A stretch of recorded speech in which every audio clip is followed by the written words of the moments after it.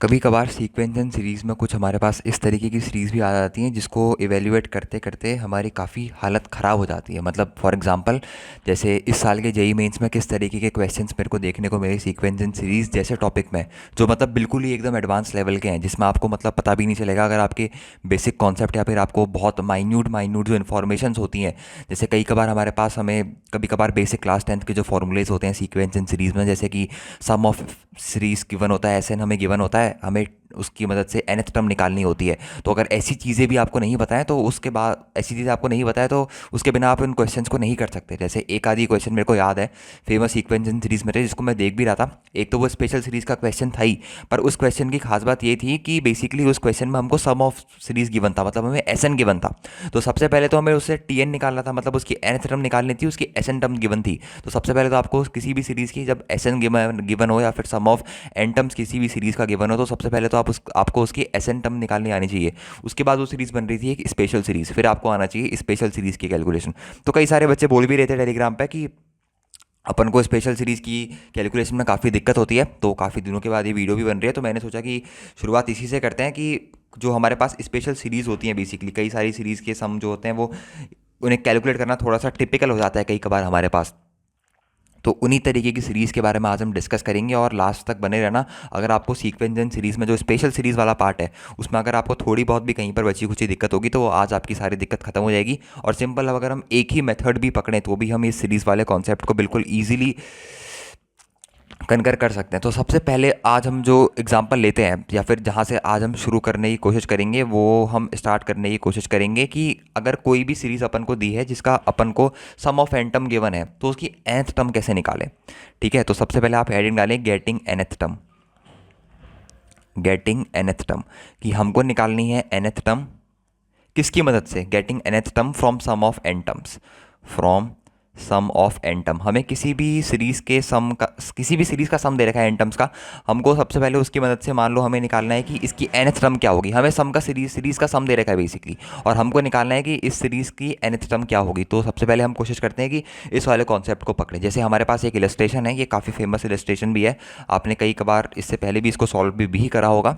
जैसे ये मेरे पास इलस्ट्रेशन है, बेसिकली मेरे को समेशन गिवन है, यहाँ पर समेशन गिवन है मेरे को r इक्वल टू 1 से लेके n का, यहाँ पर लिखा हुआ है मेरे पास टी आर, और ये समेशन की वैल्यू बेसिकली मेरे को गिवन है n into 2n² plus 9n plus 13, 2n² plus 9n plus 13।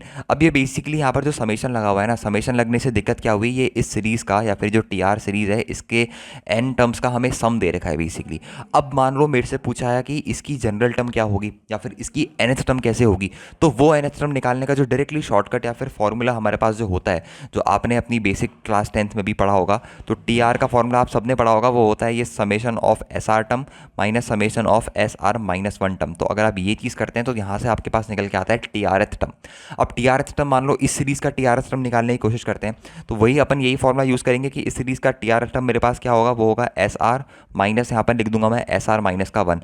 तो टी आर टर्म मेरे पास जो निकल के आएगी, एस आर मतलब बेसिकली आपको बस आर पुट करना है एन की जगह, तो एस आर जो आएगा वो मेरे पास आएगा आर इंटू 2r² प्लस यहाँ पर आएगा 9r प्लस यहाँ पर आएगा 13 माइनस एस आर माइनस 1 कितना आएगा, जहाँ जहाँ पर आर है वहाँ पर आप -1 पुट कर दो, या फिर इस वाली पर्टिकुलर क्वेश्चन में जहाँ जहाँ पर एन है उसकी जगह कितना पुट कर दो, r-1 पुट कर दो। This will give you a S R -1। तो माइनस यहाँ पर आ जाएगा मेरे पास r-1 और यहाँ पर आ जाएगा मेरे पास 2 टाइम्स ऑफ r-1 का होल स्क्वायर प्लस यहाँ पर आ जाएगा मेरे पास 9 टाइम्स ऑफ r-1 प्लस यहाँ पर मेरे पास आ जाएगा 13। इसके बाद अगर आप इसको फर्दर सॉल्व करोगे तो जो आपके पास फाइनल मेरे पास टी आर बन के आएगा, मैं चाहूँगा कि एक बार आप इसको सॉल्व करके भी देखो, पर इसके बाद जो आपके पास फाइनल जो टी आर टर्म निकल के आएगी वो ये निकल के आती है, ये निकल के आती है 6r² प्लस यहाँ पर आ जाता है 12r प्लस यहाँ पर आ जाता है 6, और फाइनल आप निकालोगे तो 6 कॉमन ले लेते हैं यहाँ से, तो यहाँ पर आ जाएगा 6 इंटू r+1 का होल स्क्वायर। ठीक है, तो ये मेरे पास क्या आ गया बेसिकली, ये मेरे पास आ गई है इसकी nth टर्म बोल लो या फिर जो भी टर्म आप बोलना चाहते हो, टी आर एथ टर्म जिसको अपन बोल सकते हैं। ठीक है, ये मेरे पास क्या निकल के आ गई, इसकी टी आर एथ टर्म निकल के आ गई, इस पर्टिकुलर सीरीज की ये मेरे पास क्या है, टी आर एथ टर्म निकल के आई है। ठीक है, तो ये मेरे पास इस सीरीज़ की टीआरएस टर्म है। अब इसके बाद भी कई सारे तरीके के क्वेश्चंस आपके सामने फ्रेम कर सकते हैं। जैसे अगर इसी क्वेश्चन को मैं पूरा करना चाहूँ तो ये आपके पास इसकी टीआरएस टर्म निकल के आ गई, ठीक है। मान लो उसने टीआरएस टर्म में कोई मॉडिफिकेशन कर दिए। अब आप बोलोगे किस तरीके के मॉडिफिकेशन, ये काफ़ी अच्छा सवाल बन सकता है। एक बार इसको थोड़ा सा और आगे ले जाने की कोशिश करते हैं। जैसे ये मेरे पास टीआरएस टर्म आ गई ना, अब इसके बाद देखो मैं बोलता हूँ कि मेरे को निकालना है समेशन r इक्वल टू 1 से लेके n under root of T R, ये पर्टिकुलर चीज़ मेरे को फाइंड आउट करनी है। अब ये बताओ कैसे निकलेगी। सबसे पहले तो अपने को टी आर निकालना पड़ेगा। टी आर अपने पास आ गया है, तो टी आर की मदद से मैं निकालता हूँ under root of T R. तो अंडर रूट टी आर मेरे पास आ जाएगा अंडर रूट ऑफ 6 इंटू यहाँ पर मेरे पास आ जाएगा r+1। तो अब मेरे पास under root of T R अगर निकल गया है तो मेरे को क्या करना है, समेशन r इक्वल टू 1 से लेके n तक जाना है। तो यहाँ पर मैं चले जाता हूँ, summation r is equal to 1 से लेके n, और यहाँ पर है under root of T R. तो यहाँ पर रूट ऑफ 6 तो मेरे पास बाहर आ जाएगा, अंदर बच जाएगा समेशन r इक्वल टू 1 से लेके n, और यहाँ पर है मेरे पास कितना यहाँ पर मेरे पास बस है r+1 है मेरे पास। तो यहाँ पर मेरे पास कितना आ जाएगा, समेशन r इक्वल टू 1 से लेके n r+1। अब इसके बाद बहुत ही बेसिक सी चीज़ है, यहाँ पर आ जाएगा मेरे पास अंडर रूट ऑफ 6, और समेशन यहाँ पर आ जाएगा मेरे पास r इक्वल टू 1 से लेके n r, प्लस यहाँ पर आ जाएगा मेरे पास समेशन r इक्वल टू 1 से लेके n, और यहाँ पर आ जाएगा 1। इस वाली सीरीज़ का एक्सपेंशन भी आपको पता है क्या होता है, n इंटू एन प्लस 1/2, और 1 का n टाइम सम कितना होता है, n होता है। इसके बाद इन दोनों को ऐड कर देना, तो यहाँ से आपके पास क्या निकल के आ जाएगा, समेशन r इक्वल टू 1 से लेके n, यहाँ पर निकल के आ जाएगा under root of T R. तो यहाँ पर तक जो अपन ने बातें करी वो बातें अपन ने करी हैं बेसिकली अगर अपन को किसी भी सीरीज़ की n टर्म्स का सम गिवन है और आपसे पूछ लिया जाए कि उस सीरीज़ का आपको nth टर्म निकालना है, तो वो डायरेक्टली फॉर्मूला क्या रखना है अपने को आज से दिमाग में रखना है कि ये हमारे पास क्या होता है, बेसिक सा फॉर्मूला होता है, जनरल सा। कई कबार बच्चे इसलिए स्किप कर देते हैं इस तरीके के फॉर्मूलेज को क्योंकि वो ध्यान नहीं देते हैं, ऐसा सोचते हैं कि ये 10th वाला फॉर्मूला है, कभी इसके बाद यूज़ नहीं होगा। तो ये आपके पास मतलब काफ़ी बार यूज़ भी हो जाता है, तो आपको ये चीज़ यहाँ पर अपने माइंड पर इस चीज़ को रखना है। जैसे कोई सा भी आप एग्जांपल ले ले दो, कोई सी भी आप अपने मन से कोई सी भी सीरीज़ ले लो, उसका जनरल किसी भी कई तरीके के क्वेश्चंस आपको उसके ऊपर बेस मिल जाएंगे। जेई वगैरह में भी आए हुए हैं इस तरीके के क्वेश्चन कि आपको सम दिया होगा, वहाँ से आपको nth टर्म निकालनी होगी। पर जो अपन का आज का मेन मोटिव है वो बात करना है अपन को कुछ स्पेशल सीरीज़ के बारे में। जो आपने सीरीज़ का नाम भी सुना होगा, कई बार क्या होता है अपने पास कुछ सीरीज़ बनाते हैं तो कुछ ऊपर वाली चीज़ें और नीचे वाली चीज़ें कुछ इस तरीके से अपने पास सीक्वेंस बन जाता है कि अल्टीमेटली कट हो जाती है। जैसे आपने देखा भी होगा, यहाँ पर लिखा है 1 2 3 माइनस यहाँ पर लिखा है 1 3 4, फिर यहाँ पर लिखते हैं, फिर आ जाता है 1 3 4, फिर यहाँ पर कुछ फिर यहाँ पर से ये कैंसिल, ये से ये कैंसिल, ऐसे ऐसे आपने सीरीज़ यहाँ पर देखी भी होगी। तो आज हम इसी सीरीज़ के ऊपर बात करने वाले हैं क्योंकि एक ही मेथड आपको सीक्वेंस सीरीज़ में याद रखना है और वो यही वाला मेथड है, रेनिंग वाला प्रॉब्लम। ठीक है, इसको हम रेनिंग प्रॉब्लम ही बोलते हैं, या कई कबार आप इसको कटिंग वगैरह बहुत सारी चीज़ें बोलते हैं। तो अपन देखते हैं कि किस तरीके से क्वेश्चंस आपसे किस तरीके से क्वेश्चंस आपसे फ्रेम करके पूछे जा सकते हैं। सबसे पहले हम देखते हैं कि किस तरीके की सीरीज़ आपसे पूछी जा सकती है। जैसे यहाँ पर मैं एक सीरीज़ देखता हूँ, ध्यान से देखना, ये सीरीज़ है कुछ इस तरीके से है मेरे पास। यहाँ पर लिखा है 1/a into a plus D, फिर इसके बाद लिखा है प्लस, यहाँ पर लिखा है मेरे पास 1/a plus D into a plus 2d। ध्यान से देखना सीरीज़ को। फिर इसके बाद लिखा है मेरे पास 1/a plus 2d into a plus 3d, a plus 2d into a plus 3d। और ये जो सीरीज़ है मेरे पास डैश डैश डैश डैश करते करते ये सीरीज़ मेरे पास एंड तक जा रही है, और एंड तक जाएगी तो ये सीरीज़ मेरे पास क्या बन जाएगी, ये सीरीज़ मेरे पास बन जाएगी a प्लस, यहाँ पर आ जाएगा मेरे पास n-2 इंटू डी, और यहाँ पर आ जाएगा मेरे पास a plus n-1 into D. तो ये बेसिकली मेरे को एक सीरीज़ दे रखी है। मान लो कि आपको यही सीरीज़ गिवन है, आपको इसी सीरीज़ का सम निकालना है। मान लो ये सीरीज़ ऐसे चलती रह रही है 1/a into a plus D, फिर a plus D into a plus 2d, a plus 2d into a plus 3d, ऐसे करते करते लास्ट में सीरीज़ की ये अपने पास दी है। अब मान लो आपको इस सीरीज़ का सम निकालना है, आप कैसे निकालोगे बताओ। इस सीरीज़ से पूछ लिया कि आपको इस सीरीज़ का सम निकालना है, आप किस तरीके से, क्या मेथोडोलॉजी होगी आपको आपकी इस तरीके के सीरीज़ का सम निकालने की, how you can find out the sum of this kind of series. इसमें कुछ भी नहीं है, इसमें आपको बस एक चीज़ जो ध्यान में रखनी है वो ये है धोखा। यहाँ पर बहुत इंपॉर्टेंट चीज़ है, वो है धोखा। धोखा किस तरीके का है, इस चीज़ को जो आपको पहली वाली चीज़ दिखी हुई है ना, इसके डिनोमिनेटर में झांको। डिनोमिनेटर में दे रखा है a और a प्लस डी। इस वाली सीरीज़ के डिनोमिनेटर में देखेंगे तो a प्लस डी दे रखा है, a प्लस 2d दे रखा है। अच्छा, अगर अपन इन दोनों का कॉमन डिफरेंस चेक करें तो d आ रहा है। इन दोनों का कॉमन डिफरेंस चेक करोगे तो वो भी मेरे पास d निकल के आएगा, और इसका कॉमन डिफरेंस चेक करोगे तो वो भी मेरे पास कितना निकल के आएगा, अल्टीमेटली d ही निकल के आएगा। और लास्ट वाली सीरीज़ का भी कॉमन डिफरेंस चेक करोगे तो d ही निकल के आएगा। मतलब जो डिनोमिनेटर वाली टर्म्स है वो मेरे को AP में दे रखी है, और उनका जो अपन के पास कॉमन डिफरेंस निकल के आ रहा है वो d निकल के आ रहा है। अब इसको कुछ नहीं करना होता है, अब आपको उसको थोड़ा सा तरीके से लिखना होता है। किस तरीके से, तरीका क्या होता है वो देखो। तरीका ये होता है, ये जो मेरे पास यहाँ पर लिखा हुआ है 1/a into a plus D, इसको तरीके से कुछ मैं ऐसे लिख सकता हूँ, ध्यान से देखना। यहाँ पर मैं क्या इसको ऐसा लिख सकता हूँ 1/d, और यहाँ पर लिख देता हूँ 1/a माइनस यहाँ पर लिख देता हूँ 1/a+d। कुछ इस तरीके से मैंने इसे लिख दिया कि अगर आप सॉल्व करके देखोगे तो अल्टीमेटली यही चीज़ बन के आ जाएगी। और ये डी का मल्टीप्लाई इसलिए करा क्योंकि न्यूमरेटर में एक एक्स्ट्रा डी मेरे पास बन जाता है। अब यही तरीका होता है जो रेनिंग सीरीज आप पढ़ते हो उसका तरीका यही होता है। अच्छा, इसके बाद वाली टर्म को कैसे लिखूंगा? इसके बाद वाली टर्म मेरे पास दे रखी है बेसिकली 1/a+d, और यहाँ पर दे रखा है मेरे पास a+2d। सेम इसी तरीके से आपको लिखने की कोशिश करनी है क्योंकि 1/d तो अल्टीमेटली बाहर ही आने वाला है। और यहाँ पर कितना आ जाएगा? यहाँ पर आ जाएगा 1/a+d माइनस यहाँ पर आ जाएगा मेरे पास 1/a+2d। अच्छा, a+2d अगर यहाँ भेजोगे और a+d को यहाँ भेजोगे तो अल्टीमेटली ध्यान देना कि एक नेगेटिव और आपको बाहर से मल्टीप्लाई करना पड़ेगा, ठीक है। अच्छा, मान लो इसके बाद क्या लिखा होगा? इसके बाद लिखा होगा मेरे पास 1/a+2d, और यहाँ पर लिखा होगा मेरे पास a+3d। इसको किस तरीके से लिखना है? इसको सेम इसी तरीके से लिखना है। यहाँ पर आ जाएगा 1/d, और यहाँ पर आ जाएगा 1/a+2d, और माइनस यहाँ पर आ जाएगा मेरे पास 1/a+3d, यहाँ पर लिखा हुआ आ जाएगा। इसी तरीके से लिखना है। अब आप बोलोगे भैया इसको इस तरीके से लिखने से फ़ायदा क्या हुआ? फ़ायदा मैं आपको बताता हूँ। एक बार पहले बस आप ये समझ लो कि इसको ऐसे लिखा जा सकता है। और वैसे ही लास्ट वाली टर्म को कैसे लिखा जा सकता है? लास्ट वाली टर्म को भी लिख के दिखा देते हैं। लास्ट वाली टर्म को डायरेक्टली लिख रहा हूँ। यहाँ पर 1/d तो सब में ही बाहर आ रहे हैं, ये आपको पता है। और नीचे क्या आ जाएगा? 1 के नीचे आ जाएगा मेरे पास यहाँ पर a प्लस, यहाँ पर आ जाएगा n-2 × d माइनस 1 में यहाँ पर निकल के आ जाएगा मेरे पास a+n-1 × d। ये मेरे पास निकल के आ गया। ये मैंने लास्ट वाली टर्म को यहाँ पर लिख दिया है, ठीक है। अब थोड़ा बात करते हैं कि इसके बाद आपको किस तरीके से देखना है। इसके बाद अपन को कुछ इस तरीके से देखना है। एक सेकंड में कलर चेंज कर लूँ। इसके बाद देखना, इसके बाद क्या करना है बेसिकली। अब आप यहाँ पर ध्यान से देख रहे हो, मैं 1/d सब में से कॉमन ले लेता हूँ, ठीक है। बस मैंने लिखने का तरीका बदला है। यहाँ पर मैंने 1/d सब में से कॉमन ले लिया, तो यहाँ पर बच जाएगा मेरे पास 1/a माइनस यहाँ पर बच जाएगा 1/a+d, ठीक है। फिर यहाँ पर इसको एक ब्रेसेस में यहाँ पर बंद कर देता हूँ और एक करली ब्रेसेस लगा देता हूँ। प्लस यहाँ पर कितना बन जाएगा? यहाँ पर बन जाएगा मेरे पास 1/a+d माइनस 1/a+2d, ये बन गया। फिर एक और प्लस है, उसके बाद यहाँ पर लिख देता हूँ 1/a+2d माइनस यहाँ पर बन गया मेरे पास 1/a+3d, ये बन गया।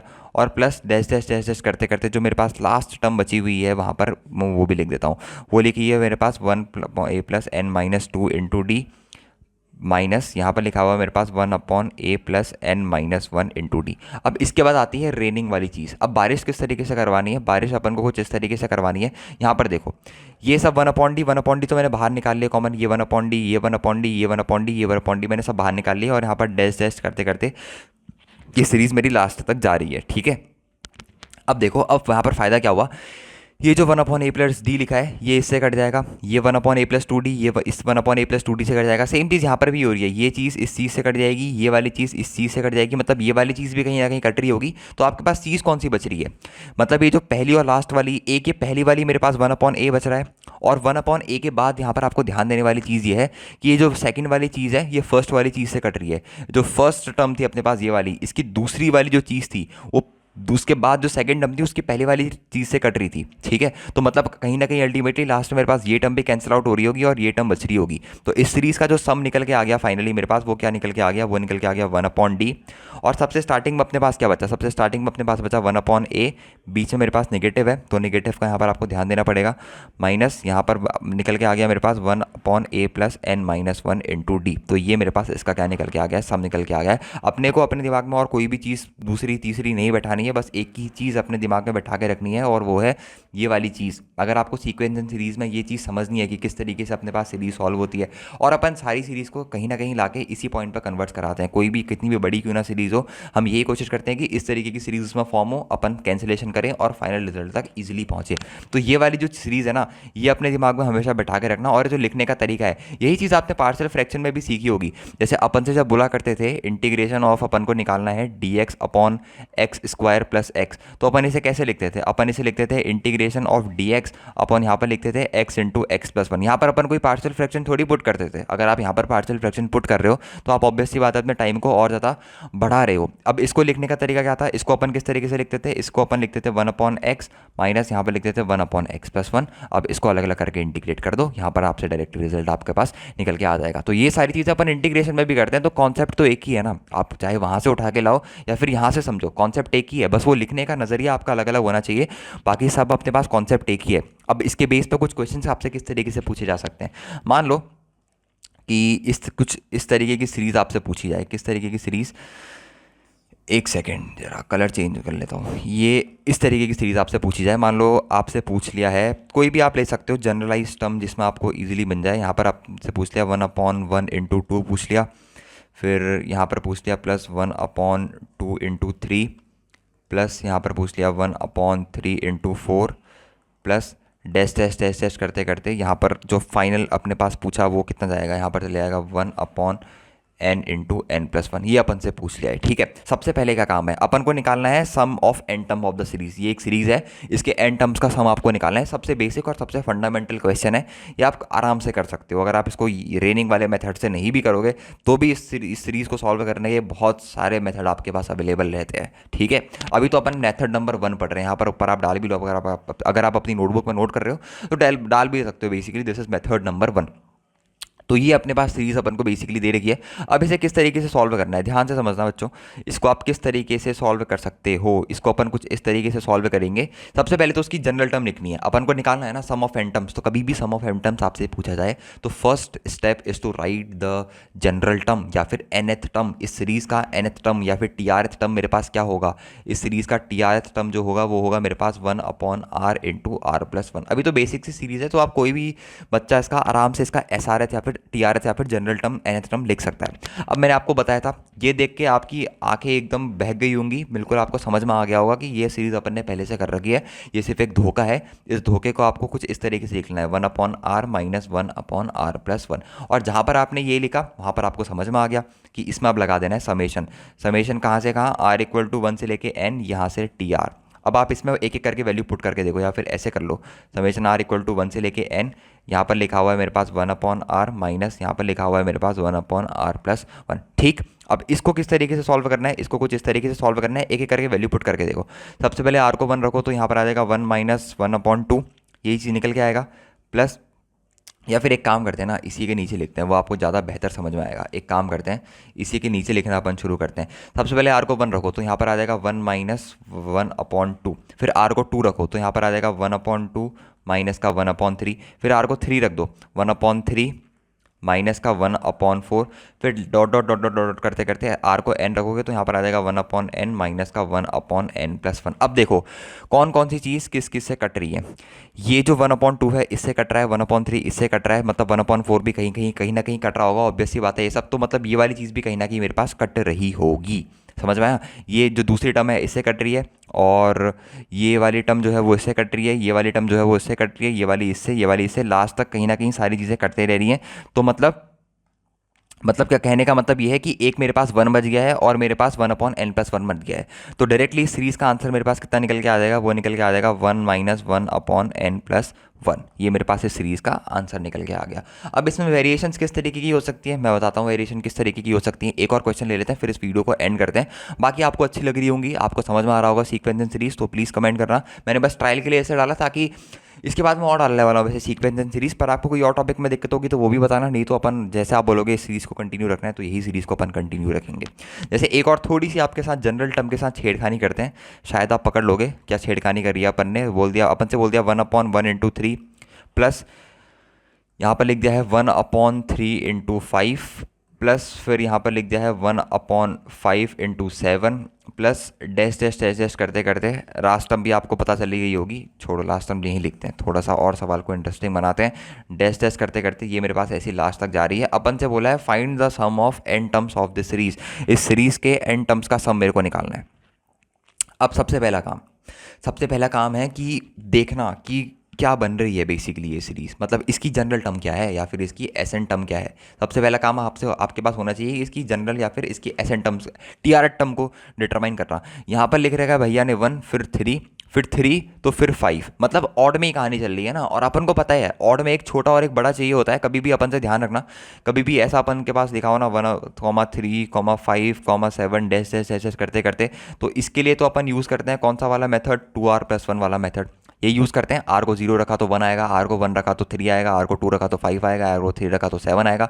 तो r जब ये इंक्रीजिंग होता है तो उसके लिए यूज़ करते हैं। कहीं कहीं पर ऐसा भी होता है रिपीटेड भी होता है, मतलब पहले 1 आएगा, ठीक है, फिर 3 आया, ठीक है, और फिर एक बाकी चाहिए और एक काम चाहिए, मतलब पेयर में चाहिए बेसिकली। पेयर में कहने का मतलब है मेरे पास 1 और 3 एक साथ चाहिए, फिर इसके बाद 3 और 5 एक साथ चाहिए। तो 1 कैसे आने वाला है और 3 कैसे आने वाला है? 3 तो आने वाला है मेरे पास 2r+1 से, और 1 कैसे आएगा? 1 आएगा मेरे पास 2r-1 से। तो इस तरीके से आप इसको समझ सकते हो। तो टी आर एथ टर्म जो मेरे पास निकल के आएगी वो निकल के आएगी मेरे पास 1/2r-1 इंटू यहाँ पर निकल के आएगा मेरे पास 2r+1। ये मेरे पास इसकी टी आर टर्म निकल के आ गई। अब यहीं पर आपको यही चीज़ समझने की ज़रूरत है, ये धोखा लिखा हुआ है।